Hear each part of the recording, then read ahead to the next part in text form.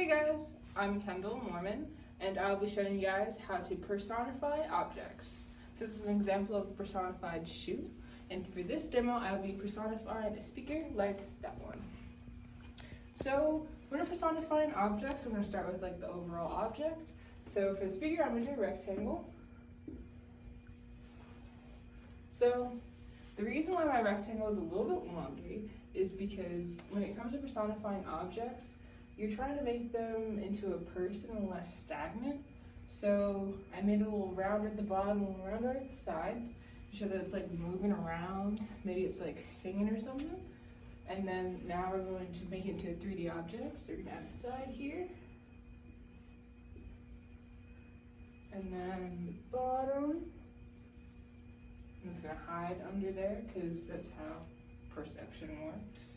And now we're going to start with the face. So when you're personifying objects, you really want to make sure you know like what is the most prominent when it comes to your object. Usually I start with eyes, but for the speaker I'll be doing the mouth because speakers are loud, they're talking, they're speaking, they're speakers. So we're going to start with the mouth, and I'm thinking we're going to do a rectangular mouth because this is a very rectangular object. So we're going to give a little lips here, lips there, and then a little mouth, sort of rectangular.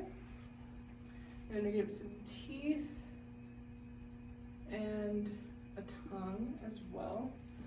And now we're going to do the eyes.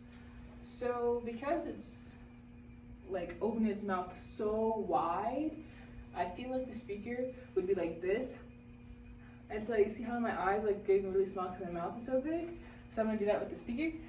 So it's gonna have its eyes go like that, and the middle line, so it's like squinting, like this, basically. And usually when I personify objects, they don't have noses. I don't know why, I feel like it's better without a nose personally, but you can have a nose if you want to. But to give this more of a scene, I'm gonna add some music notes so that the speaker, you can tell the speaker's really screaming. And maybe we're gonna add some lines like that, so it's like really talking. And then we're gonna add some more details from the actual speaker. So I'm gonna add the dials. And those are circular, so we're gonna add some circles in there. Add the lines for the dials. And then to make it look more like the actual speaker part in the middle, we're gonna add some circles here, some dots, and then maybe some dots inside the mouth as well, so it's more cohesive.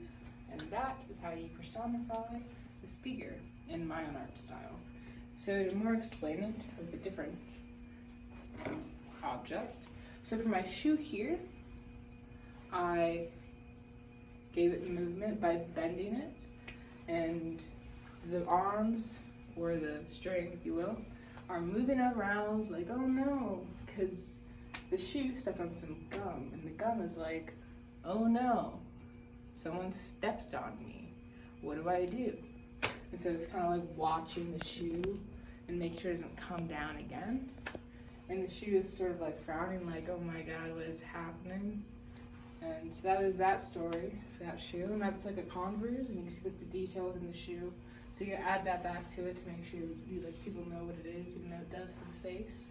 It's cool. And that is how you personify an object.